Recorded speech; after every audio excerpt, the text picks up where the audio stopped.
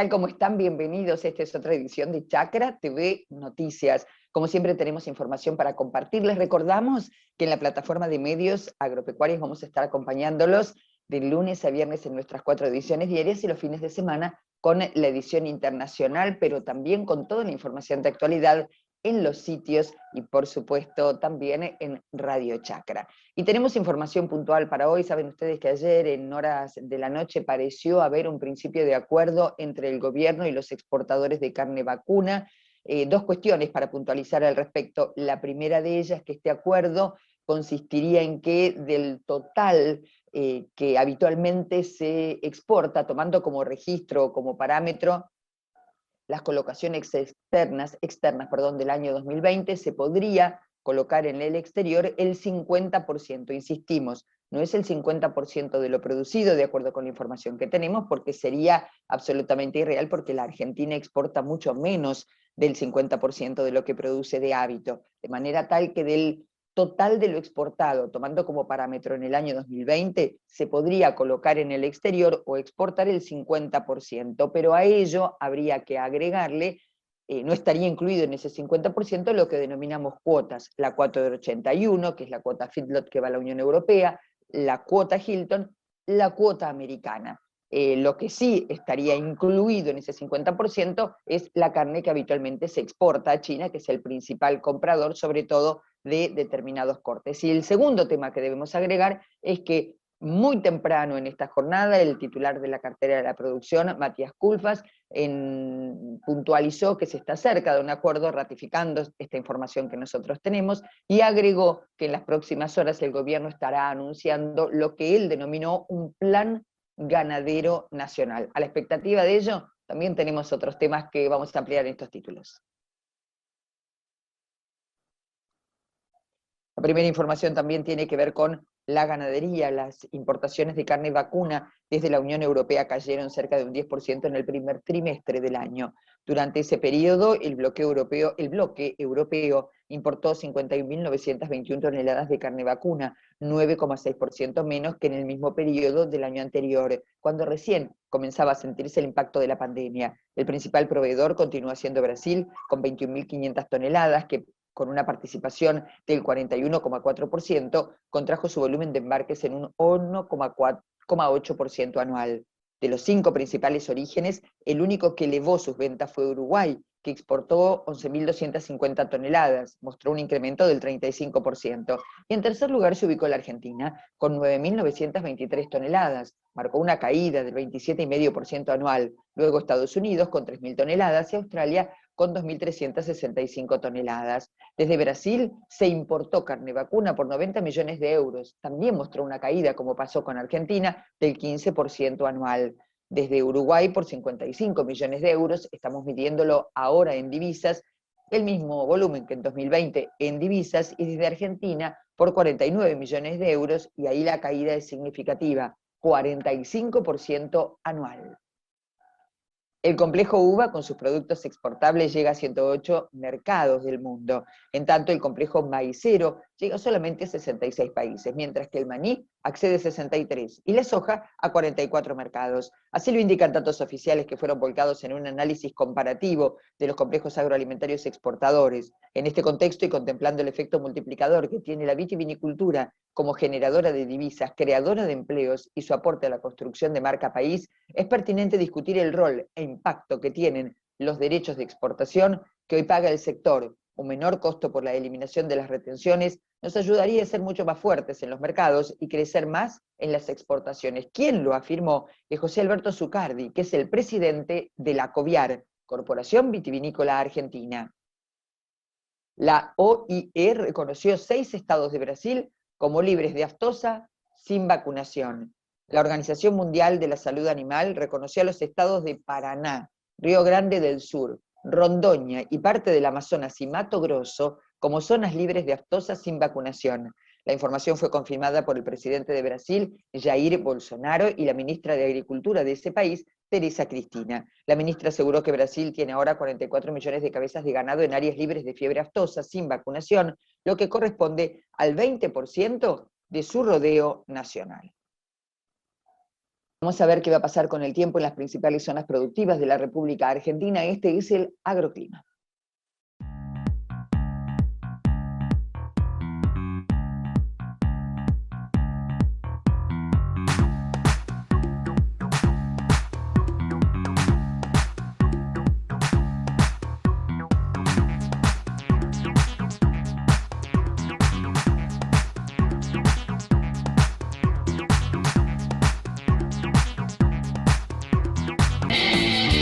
Hay un equipo que está acá, que cuando más lo necesitas, estés donde estés, vayas donde vayas, está siempre cerca tuyo.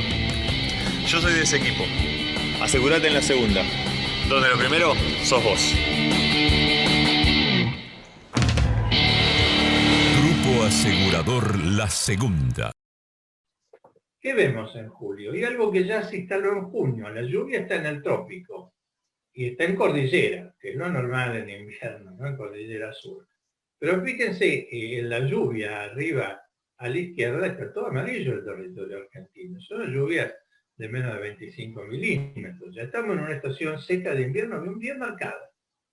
Temperatura bajo a la izquierda y muy moderado, no es tan frío como el año pasado, sobre todo menos irrupciones de aire polar.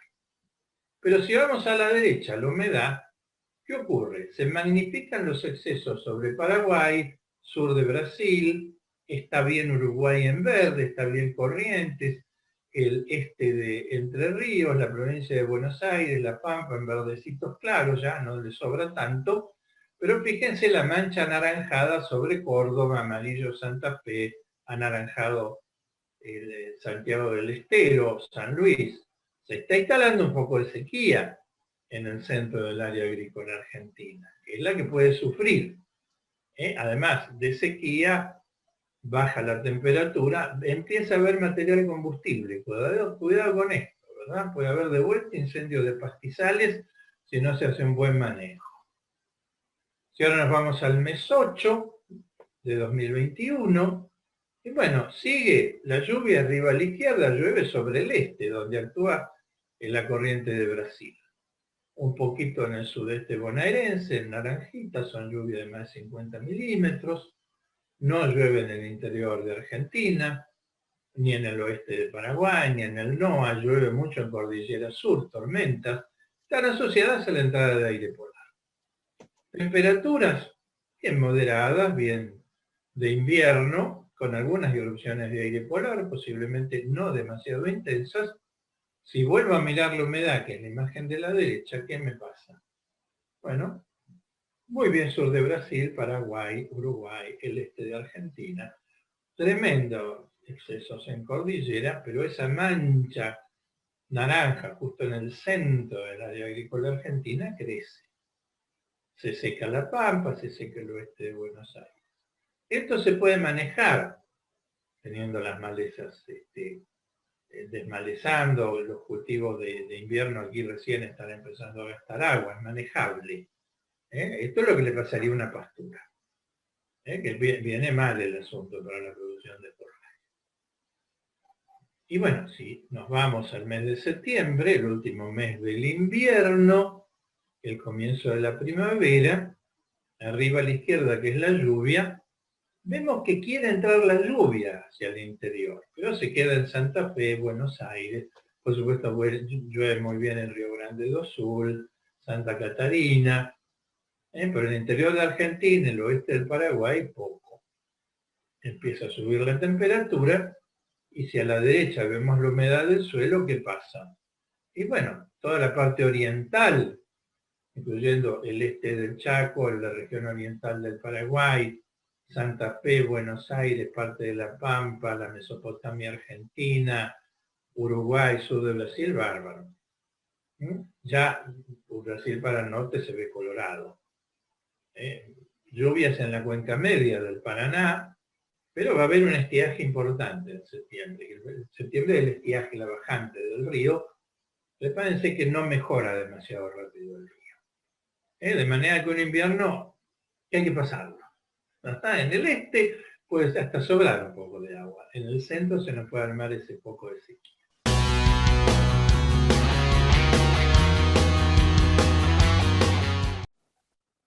En En la recorrida federal que hacemos a diario con Chacra TV Noticias, nos vamos ahora a Bragado. Allí desde el INTA, el ingeniero agrónomo David Melión se refirió a dos temas vinculados con el trigo. Por una parte, a resultados de ensayos que se están realizando en la zona de esa experimental, y por otra parte destacó la importancia que tiene el trigo en la rotación de cultivos. Bueno, estamos ante una nueva campaña de trigo. Las labores de siembra ya comenzaron o están por comenzar. Y es un momento de planificación del cultivo donde debemos decidir cómo fertilizarlo para explorar buenos techos de rendimiento. Para poder lograr este objetivo es importante partir de un buen diagnóstico. El muestreo de suelos es la herramienta que nos va a permitir qué cantidad, qué disponibilidad de nutrientes tenemos y a partir de eso planificar el agregado de nutrientes para que el trigo pueda expresar buenos rendimientos. Podemos diferenciar entre los nutrientes dos grandes grupos: los macronutrientes, nitrógeno y fósforo principalmente, y el azufre, y los micronutrientes como el zinc y el boro, que en los últimos años en algunos planteos de exploración de buenos rendimientos están empezando a mostrar respuestas positivas. Pensando en nitrógeno y partiendo del dato de nitratos del análisis de suelo, podemos determinar la cantidad de nitrógeno que vamos a aplicar. En las experiencias que hemos realizado en la zona con la agencia INTA Bragado, el dato de nitrógeno objetivo total para la exploración de un buen rendimiento del cultivo de trigo ronda los 180 a los 200 kilos de nitrógenos totales en el sistema. Esto teniendo en cuenta lo que el suelo va a entregar, el nitrógeno acompañante de un fertilizante fosforado y el agregado de fertilizante nitrogenado en sí. Ese fertilizante nitrogenado se puede hacer con múltiples fuentes, diferentes formas y en diferentes momentos. Una vez determinada la fuente que vamos a utilizar, en cuanto al momento, el cultivo de trigo es un cultivo muy plástico para recibir el nitrógeno y capitalizarlo en rendimiento. Por lo cual hay planteos que incluyen su agregado desde la siembra misma hasta el macollaje. Sí es importante tener en cuenta, en función de la disponibilidad de agua que tengan los lotes y de la ocurrencia de precipitaciones, que al momento que el cultivo necesite de ese nitrógeno ya tenerlo disponible. La fertilización nitrogenada debe contribuir en dos aspectos. Por un lado, la obtención de un buen rendimiento final, pero por el otro, puede aportar a la calidad del grano obtenido. El parámetro de calidad a considerar es la proteína. Más allá de que este dato tiene mucho que ver con la variedad que elegimos, fertilizaciones foliares tardías, con el ciclo avanzado del cultivo de trigo a partir de hoja bandera, permiten sostener buenos niveles de proteína de grano en concordancia con buenos rendimientos. Fósforo y azufre son los dos macronutrientes que complementan la fertilización equilibrada del trigo. En cuanto al fósforo, partiendo de nuestro dato de análisis de suelo, fósforo Bray, podemos determinar el aporte de fósforo a realizar. En nuestros experimentos hemos ensayado entre 15 a 40 kilogramos de fósforo elemento agregado, obteniendo buenos resultados a partir de los 28 o 30 kilos. En el caso del azufre, en los mismos experimentos hemos explorado entre 7 a 21 kilogramos de azufre elemento agregado y siempre en concordancia con buenas dosis de nitrógeno apuntaran al rendimiento final del cultivo. Estos dos elementos, más allá de la contribución que hacen al rendimiento del cultivo de trigo, debemos tener en cuenta que el trigo es parte de un sistema de doble cultivo, por lo cual al momento de planificar fertilizaciones de fósforo y de azufre deberíamos considerar la extracción del cultivo de soja que va a seguir al cultivo de trigo. Esto es pensando en lograr fertilizar, levantando un poco la mirada, no solamente del cultivo de trigo, sino de lo que va a recibir ese lote durante ese año de la rotación. De esta manera podemos contribuir a que los saldos sean menos negativos en función de los rendimientos que obtengamos los dos cultivos. Una vez resuelta la planificación y el agregado de los macronutrientes, podemos pensar en los micronutrientes. Estos últimos son elementos que los cultivos requieren en bajas cantidades, pero que en los ensayos han demostrado que su agregado produce respuestas positivas en el rendimiento. Estas respuestas a nuestros experimentos han rondado entre el 5 al 10% de respuesta positiva. Siempre tiene que ver mucho la cantidad de materia orgánica que tienen los lotes y la capacidad de esa materia orgánica de entregar a estos microelementos. Pero bueno, el agregado de los mismos puede complementar una buena fertilización equilibrada. Estos microelementos, requeridos en bajas cantidades, tienen la dificultad adicional de tener que ser repartidos de manera uniforme en la hectárea. Una solución que el mercado viene ofreciendo son, a través de diferentes fuentes líquidas, impregnarlas con el fertilizante fosforado y ser agregado en el momento de la siembra del cultivo. Otra alternativa es la utilización de mezclas químicas que aseguran que en cada gránulo tengan una composición que los incluya. O sea que hoy el mercado ofrece diferentes opciones para contemplar hacer estas fertilizaciones de manera muy eficiente. Por último, la inclusión de cultivo de trigo en la rotación tiene múltiples beneficios. Más allá del aporte de carbono, el aporte de raíces, la cobertura que realiza sobre los lotes durante el invierno y la supresión de malezas que hace el cultivo, la rentabilidad del doble cultivo es muy buena. En la zona, la posibilidad de fertilizar bien a los cultivos de trigo también reduce la brecha entre la cantidad de nutrientes que se aportan al sistema y la cantidad de nutrientes que se exportan, de esta manera contribuyendo a que los balances sean menos negativos y la pérdida de nutrientes de nuestros suelos se acentúe. Roberto Guarnieri es el titular de la FADEAC. Conversó con Mariel Oliva acerca de distintos temas que están preocupando al sector del transporte de carga, sobre todo el relacionado con el sector agropecuario, que tiene mucho más que ver que con la tarifa de carga. Por ejemplo, con la falta de neumáticos que los ha puesto en alerta, con el incremento del precio del combustible y con las, según puntualizó, reiteradas demandas para que aquellos que justamente en pandemia son esenciales para el transporte, por ejemplo, de los alimentos, tengan un descuento justamente en el combustible, en el gasoil. Esto decía. En esta oportunidad vamos a dialogar con Roberto Guarnieri. Él es el presidente de FADEAC y por supuesto tenemos varios temas en cuestión de aumentos salariales, los costos para el sector agropecuario y la suba de los insumos en el mes de mayo. Uno de los tantos temas que vamos a conversar en esta oportunidad con él. Bueno, muchísimas gracias, Roberto, por esta comunicación y, por supuesto, estamos interesados en saber cómo ha ido evolucionando y qué es lo que está sucediendo en el sector. ¿Qué tal? Buenos días, gracias a vos. Bueno, el sector está como siempre, en esta época del año se están moviendo tarifas, se están haciendo un montón de cosas, como normal, acompañando al país que nos va aumentando mes a mes o casi no alcanzan los 30 días combustible y otras cuestiones, ¿no? Así que tratamos de ir más o menos acomodándonos a eso. Hablaban de un aumento de los costos para el sector agropecuario de un promedio del 20%, ¿es así? Sí, sí, ya salió el aumento, ahora tiene que salir en el boletín oficial. El aumento salió el jueves pasado, creo. Y cuando salga en el boletín oficial se empieza a aplicar la nueva tarifa. Y este aumento, a lo que va del año, ¿de cuánto sería en total? Y es el primer aumento que va del año, porque el que se dio pertenecía a enero de este año, sí, del año pasado era. También hubo en febrero un 20%, pero era anterior, o sea que de este año es el primer aumento que se da por los aumentos que hubo de costo en todos los meses de febrero, marzo, abril y mayo. También esto seguramente se ve a colación con el aumento en los insumos que ustedes tienen, por ejemplo, reflejado en el mes de mayo, de más del 3,3%. Sí, en mayo sí, fue uno de los meses que menos aumentó el costo, pero de mayo hacia atrás los aumentos fueron muy grandes. En lo que va del año ya va el 26% de aumento que hemos tenido en los costos. Que es ¿cómo te puedo decir? Es un costo que nosotros sacamos llevando los precios que nos dan los mayoristas.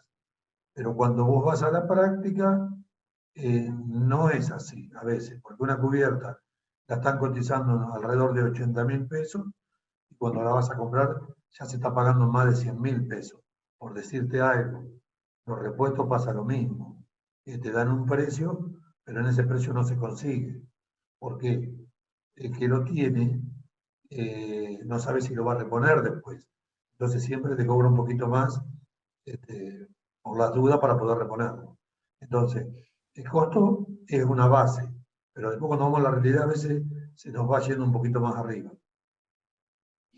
En la última conversación que habíamos tenido, usted me comentó la dificultad que había en conseguir cubiertas, porque, bueno, eran importadas y no entraban al país. ¿Seguimos teniendo este mismo inconveniente y esto complica a los transportistas? Peor estamos que antes, porque todavía no conseguimos ni una. Sigue todo como estaba antes. Se ha hecho la cosecha con lo que teníamos, se está haciendo, pero no tenemos nada para reponer de cubierta, lamentablemente. Todavía seguimos pidiendo al gobierno que nos dé alguna solución. Bueno, el gobierno está ocupado con otras cosas más importantes, como la pandemia y algunas otras cosas más. Seguramente esto lo ha dejado para otro momento, pero seguro que van a tener que darnos una Sí, mano con pero no esto. es poca cosa, No, porque si no hay cubiertas, no se puede trasladar esos alimentos, ese sector agropecuario que tanto necesita que se traslade de una provincia a otra y luego se lleven a los puertos para exportar, no se van a poder hacer si no hay cubiertas. claro. Aparte de eso, también hablamos la vez pasada de la seguridad vial. Ese también es otro problema. Si andás en la ruta, vos te fijás que hay pedazos de cubierta por todos lados. Eso se debe a que estamos usando cualquier cubierta. Cubiertas se desbandan, se revientan y bueno, quedan pedazos de cubiertas en la ruta que eso también es un problema de seguridad vial, que nos trae algún accidente, alguna cosa siempre provoca. Obviamente, imagino que también repercutió el aumento, que bueno, viene constante, pero se vio este mes, de los combustibles. Sí, sí. Todos los meses tenemos el aumento de combustible. Esperemos que, como dijeron en el gobierno, que hasta después de las elecciones no va a aumentar más. Así podemos estar un poco más tranquilos con todos los costos. El camión es uno de los únicos transportes que cobra después de realizado el trabajo. Nosotros realizamos el trabajo, hacemos la facturación 20, 30 días y te lleva otros 10 en cobrarlo. O sea, cuando cobras el transporte que hiciste, estás atrasado un 20% por lo menos de la realidad cuando es el momento de cobro. Así que nos complica bastante eso, por eso el transporte está pasando por un momento tan mal. Porque aparte de no tener un costo fijo mes a mes, tenemos la financiación que hay que dar para poder transportar cualquier tipo de carga, y aparte tenemos los impuestos que nos van subiendo. Mes a mes nos van subiendo un impuesto, o sale algún impuesto nuevo. Ahora tenemos problemas con los peajes, la verificación. Ahora hay que homologar algunos arreglos que haces en talleres especializados, después hay que certificar.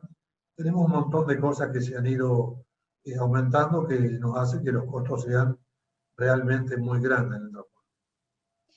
Y a todo esto no podían quedar afuera de aumentar los salarios para los trabajadores, que ustedes también lo hicieron. Bueno, el transporte, estamos ahora abriendo paritarias, así que los choferes van a tener su aumento que realmente se merecen, pero que a nosotros nos hace mucho ruido porque estamos andando ahí con lo justo. Y ahora viene el aumento de los choferes, que lo tienen bien merecido estos años más que nunca, porque realmente con la pandemia los choferes nunca han dicho no voy porque tengo miedo a la pandemia. Siempre el país ha estado abastecido gracias a ello. Así que este año más que nunca merece el aumento, pero a nosotros realmente es un momento muy malo para darle. Bueno, lo último que me faltaría, Roberto, por consultarle es qué perspectivas tienen y sobre qué cuestiones están trabajando con urgencia en este momento. Mirá, te voy a decir algunas. Estamos trabajando, seguimos con las cubiertas, seguimos tratando de ver si conseguimos algo del repop, conseguimos el ITC, es un descuento que teníamos en el combustible, que era a descontar de impuestos, a ver si conseguimos algo de eso, porque el combustible es impagable. Llenar hoy el tanque de gasoil de un camión es tremendo. Estamos trabajando en todo, estamos trabajando con las verificaciones técnicas, con lo que te dije de las homologaciones y certificaciones. Hay 1000 cosas para trabajar. Se está trabajando en todo realmente. No tenemos eco todavía, conseguir nada, pero pienso que a corto plazo algo vamos a conseguir. No vamos a bajar los brazos en eso. Seguimos con más información y nos vamos a ir, en este caso, a la provincia de San Luis, porque desde la provincia están apuntalando a los beneficiarios de la activación productiva frutihortícola. En esta oportunidad estuvimos visitando productores del departamento de Ayacucho. Estos productores fueron beneficiarios del plan Activación Productiva. El motivo de la visita se debe a conocer cómo concluyeron los ciclos, cómo fue la producción que pudieron obtener. Vimos que muchos de ellos pusieron un valor agregado a este sistema productivo, como por ejemplo salsa de tomate, con los excedentes de producción. Así que bueno, fue muy beneficioso, consideramos este plan tanto para el productor como para la región, ya que son trabajos que generan mano de obra y también generan producción a un menor costo. Además, aprovechamos esta oportunidad para hacerles llegar un kit de lo que es otoño-invierno, de semillas otoño-invierno, para que ellos puedan continuar su sistema productivo. El ministerio está fomentando y apostando fuertemente a lo que es el desarrollo hortícola en la provincia. Entonces, la idea es acompañarlos a todos aquellos productores que pudimos observar que le dieron una continuidad y tuvieron una buena predisposición frente a los cultivos que se le entregó, que pudieron aprovechar el material y desarrollar sus cultivos como corresponde. Así que bueno, de un modo de premiación o para continuar el acompañamiento y que no se paren estos sistemas productivos, desde el ministerio se decidió la entrega de semillas de kit otoño-invierno para darle continuidad al sistema productivo. Cambiamos de tema, nos vamos hacia la ciudad de Apóstoles, allí en Misiones, porque el Instituto Nacional de la Yerba Mate estuvo entregando herramientas a 46 productores yerbateros de la zona sur.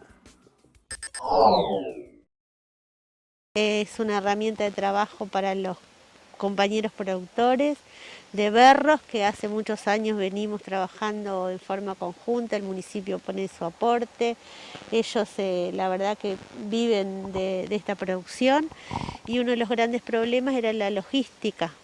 Y más en estos tiempos de pandemia donde no se puede salir mucho. Entonces, bueno, ahora se da la oportunidad de que se presentara un proyecto conjunto con la cooperativa Pirigüé y se pudiera adquirir un móvil, que es lo que ellos necesitaban como para hacer toda su distribución de acá de Estancia Grande a la ciudad de Concordia y a otros lugares.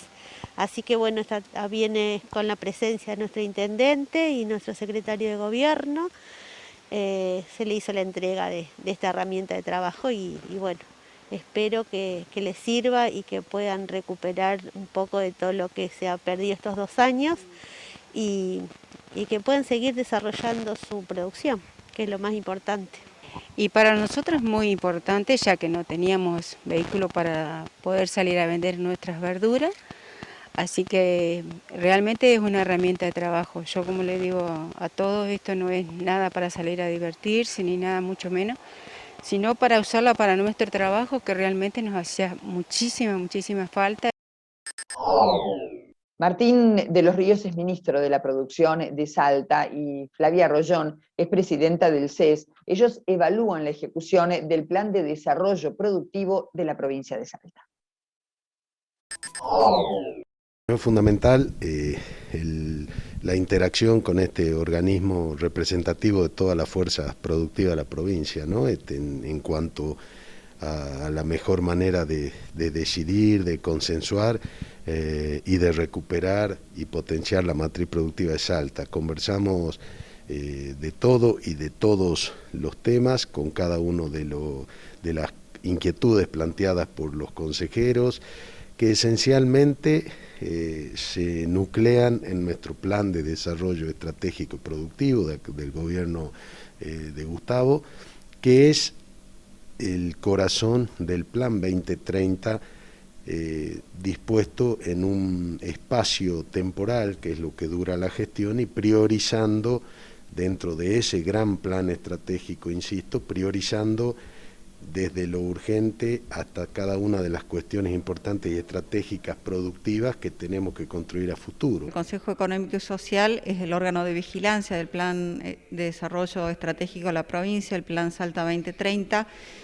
y es el primer ministro que invitamos porque por la amplitud y la cobertura que tiene el Plan Salta 2030, tiene una gran interacción con el área y la cartera del ministro, así que el ministro accedió a visitarnos gentilmente y estamos tocando diversos temas como el grado de acoplamiento que hay entre el plan de desarrollo productivo que lleva adelante el ministro con el plan 2030, el grado de avance. Hicimos un convenio para hacer el seguimiento porque entendemos que superada ya la etapa de diagnóstico y la elaboración de las iniciativas estratégicas, hoy estamos en una etapa de hacerle un seguimiento numérico para poder identificar el grado de avance que tenemos del Plan Salta 2030 y estamos conversando sobre distintos temas puntuales, ¿no? El tema del ordenamiento territorial, la política que sigue el gobierno de la provincia en materia de desarrollo industrial, de parques industriales, del desarrollo de comercio exterior,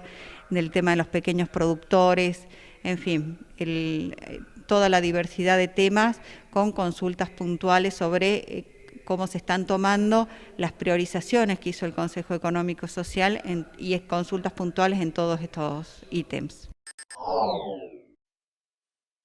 Hacemos aquí una pausa, enseguida regresamos.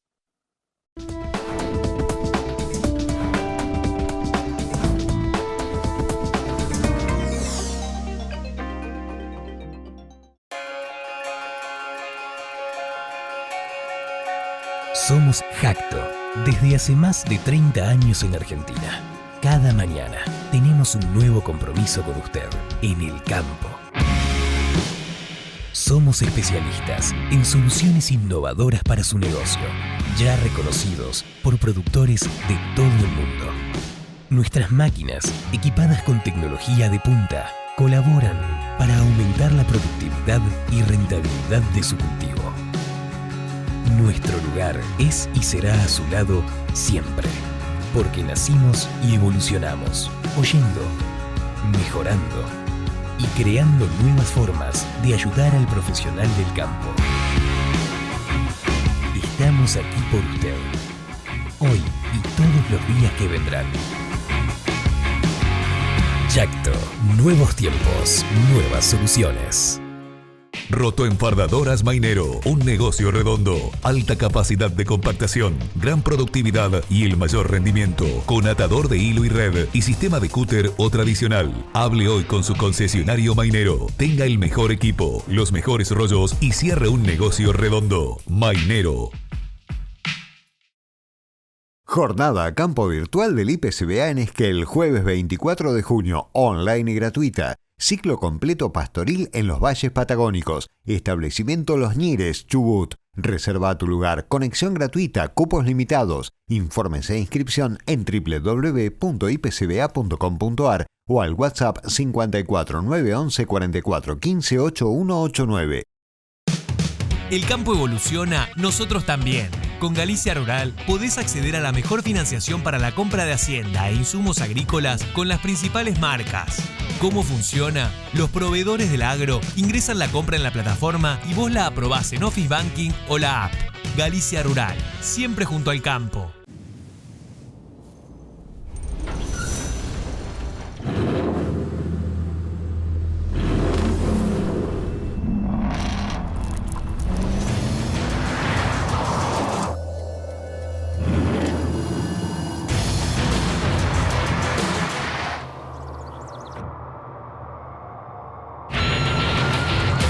Amarok V6, la más indomable de las Amaroks. Volkswagen. Matbarrofex, Trabajamos para proteger las transacciones y transformar el mercado de capitales.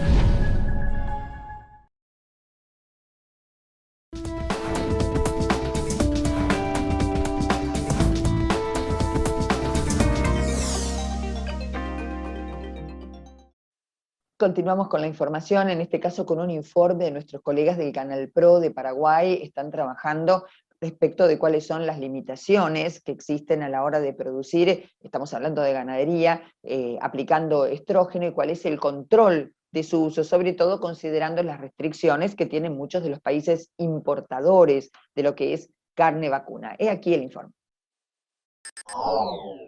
Y básicamente el enfoque a ser realizado es un poco ponernos al día sobre dos resoluciones que fueron emitidas el año pasado, que son las números 633 y la 634, que tienen que ver con normativas para el uso del estradiol en reproducción animal, en general, ¿verdad? Pero también tiene una implicancia en reproducción animal.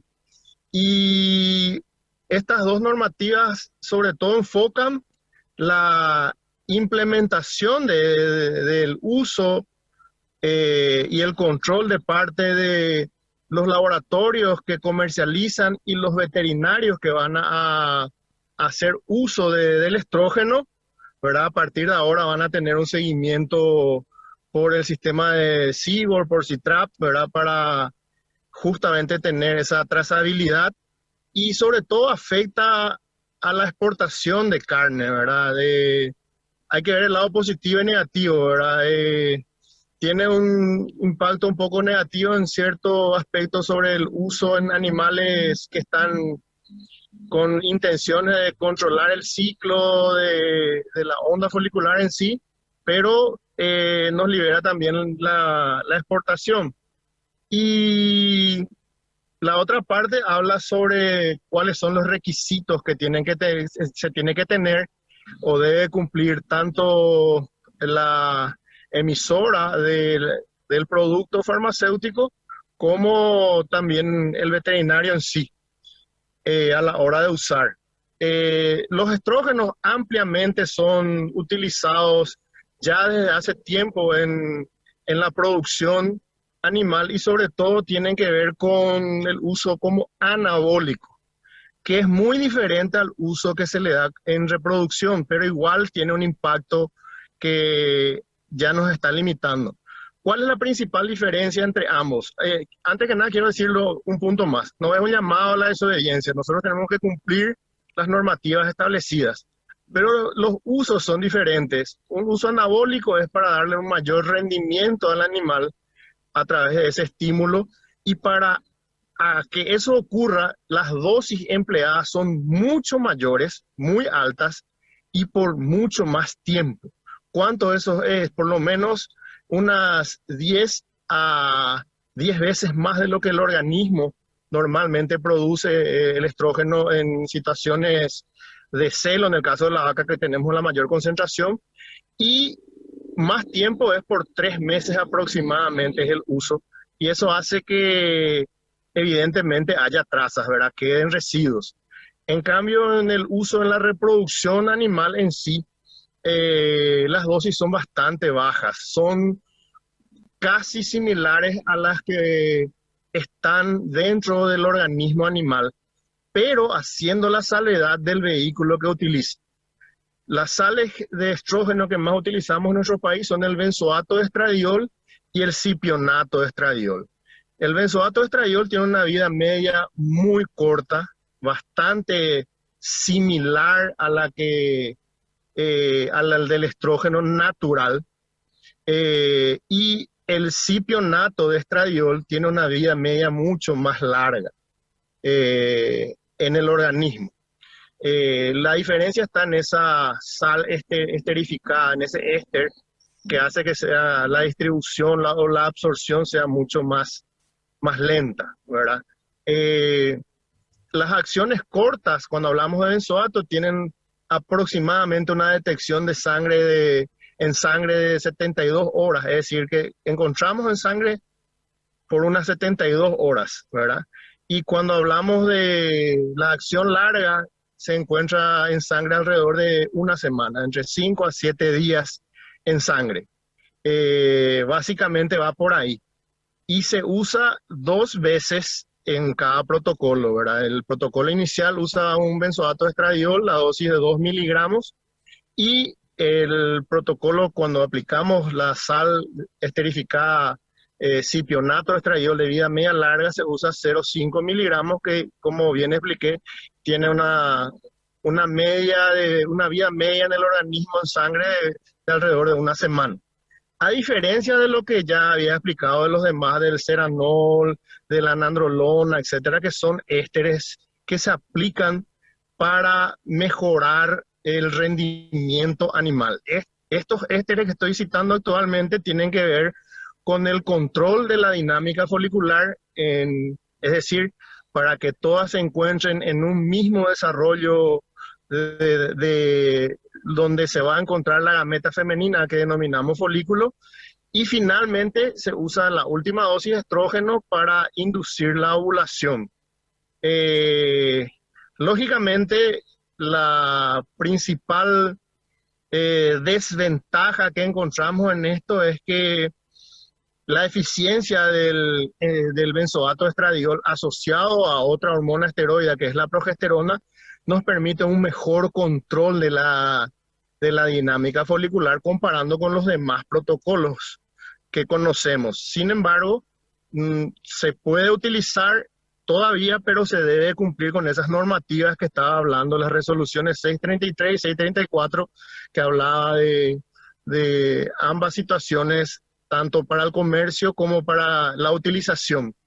Y por último, no termina todo ahí.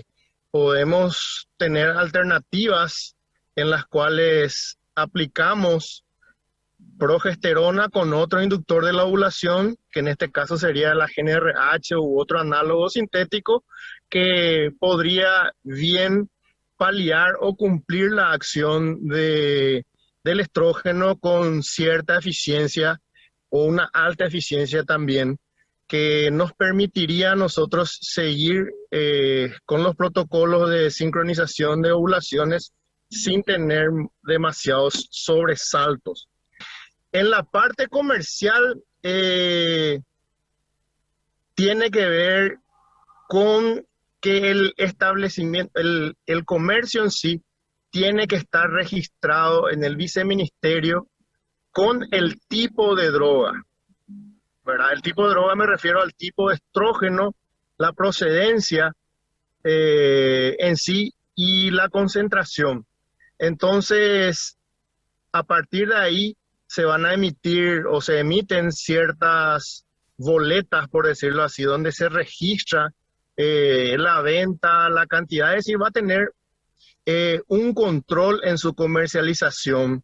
Vendría a ser, entre comillas, digo, subrayado y en negrita, vendría a ser una venta controlada, pero no quiere decir que controlada sea prohibida, ojo. Controlada es para saber dónde se está usando, con qué animales, en qué establecimiento, para tener esa trazabilidad a la hora de llegar al mercado y saber qué destino va a tener ese animal. Se tiene que tener en cuenta que también que los veterinarios deben estar registrados pues evidentemente con el registro al día. Los ganaderos también tienen que estar cierta manera organizados, ¿verdad? Porque tienen que ver con el sistema de trazabilidad, como dije, y ahí es donde un poquitito va a tener su impacto, ¿verdad? Que es más bien a nivel de exportación el inconveniente antes que de consumo local.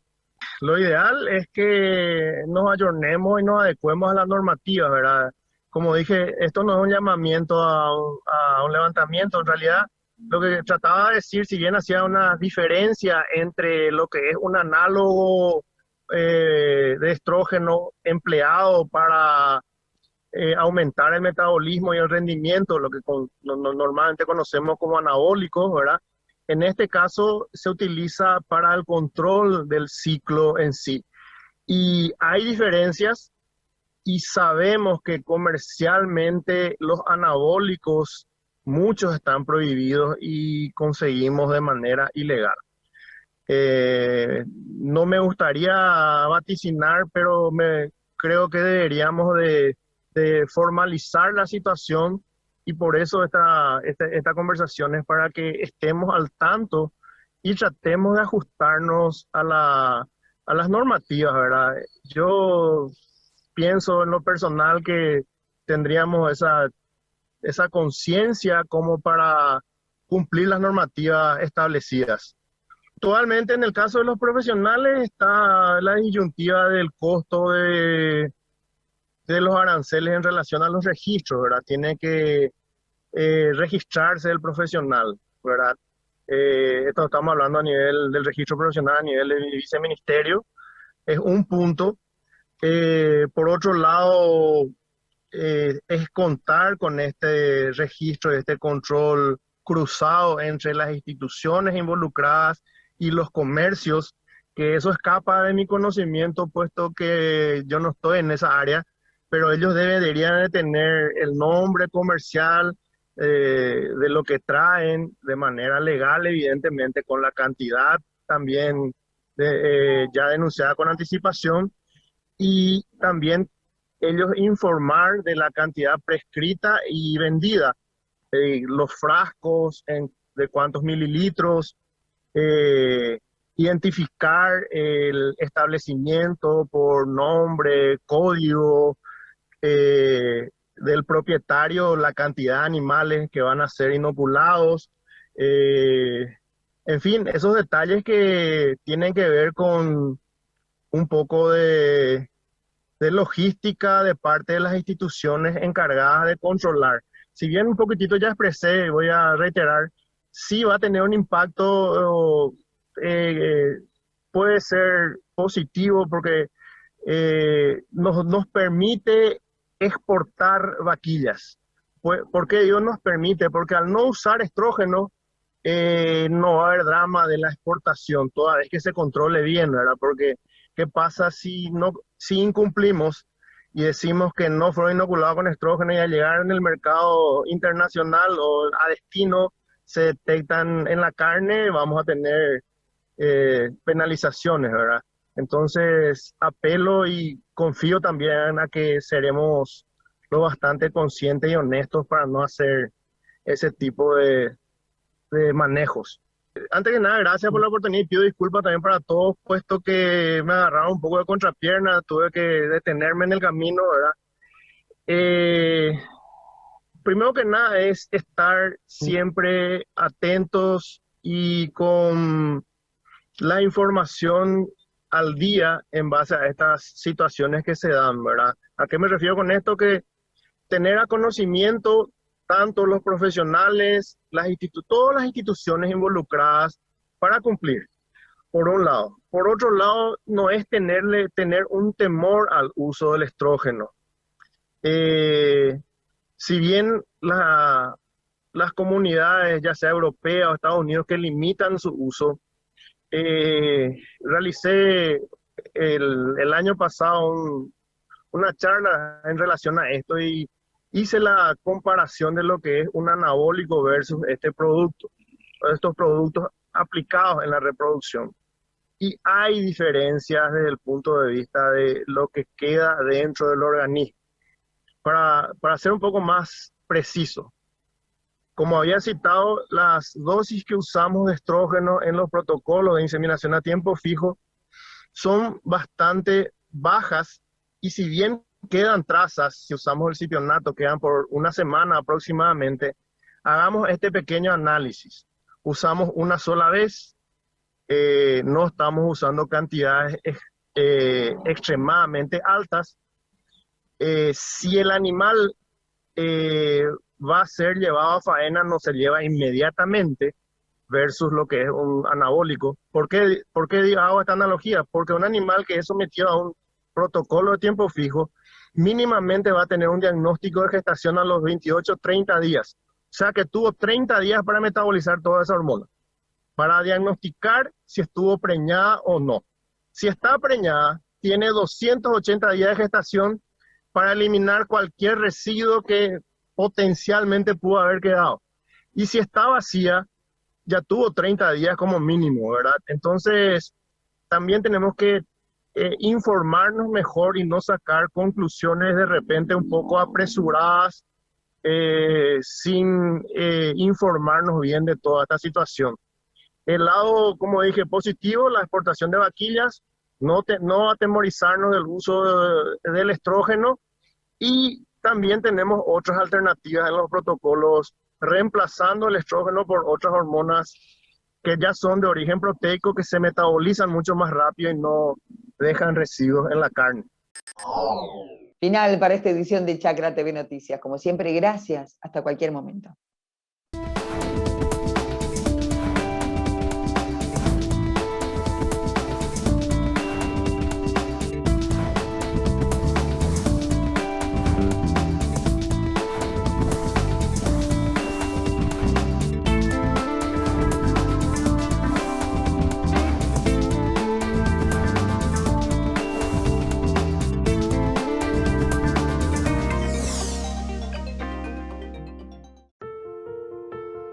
¿Pensaste alguna vez en todo lo que nos da la tierra?